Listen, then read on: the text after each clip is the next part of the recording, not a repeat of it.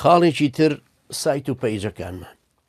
یەکەم نوێکردنەوەی ماڵپەڕی زادی ڕێمان کە تایبەتە بە خوێندنی شەرعی و بانگەوازی ئیسلامی بە شێوەیە کە خوێندکاران تایە وانە و کتێبی هەموو قۆناغەکانی خوێندنیان وەربگرن و بشتوانن تاقیکردنەوە هەر لە ناو ماڵپەڕەکە ئەنجام بدەن.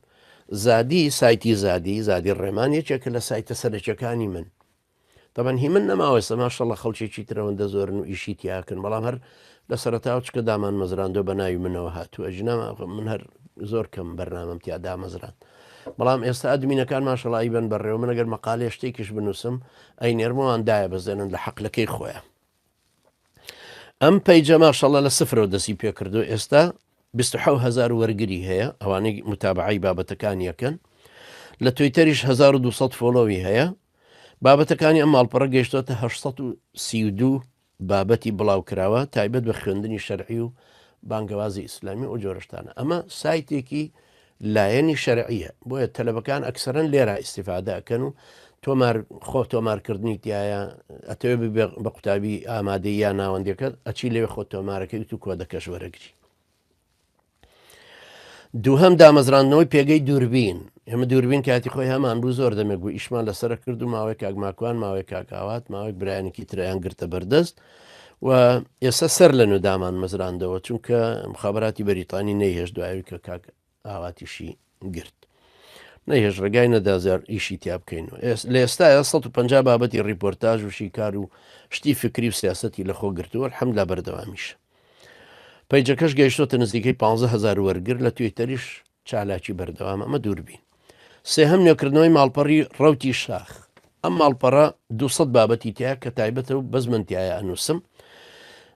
بابەتە بەوانەی کە باسی ڕەوتەکە ڕێنمایی و ئاراستە و بەردەوام ئەم جۆرەشتانەی تایە. لە فەیسبوک گەیشت بووە 35,000 وەرگر، بەڵام دوای ریپۆرتکردن و نەمانی پەیجەکە و سەر لە دانانەوەی ئێستا خاوەنی زیاتر لە 8,000 وەرگرە و لە تویتەریش 8,000 فۆلۆوی هەیە. شوێنە جیاوازەکانی تری توێتەر مەسەلەن توێتەرێک بە ناوی مامۆستاکرێکار نزیکەی 1500 فۆلۆوی هەیە لەگەڵەوەی کە من تەنها یەک هەفتە بەکارم هێنا، بەڵام الحەمدلله نووسی نوشتەکانی تریتیان نەقڵە کرێتەوە بردەوە. یوتوبی ئەرشیفی وانەکانی مامۆستاکرێکار کە بە ناوی کرێکار ئۆفیشیەل مامۆستاکرێکارەوەیە وتارەکانی منی تیاکۆ کراوەتەوە. زۆرینی دەرسەکانی زمانی پاڵتۆک و دواتر و ئەوانی تریشی تایە و الحەمدلله نزیکەی 14,000 سبسکرایبی هەیە. ئینستاگرامی ڕەوتەوان ئەمە هەمووی کە باسێکەمە برانی باش و سەرپەرشتەکەن جگە لەوانە بوو کە هی ڕۆژهەڵاتە نزیکەی 4,000 فۆلۆوی هەیە، زیاتر لە 300 مەقطعی ڤیددیۆی و پۆستەری وێنەی تایە.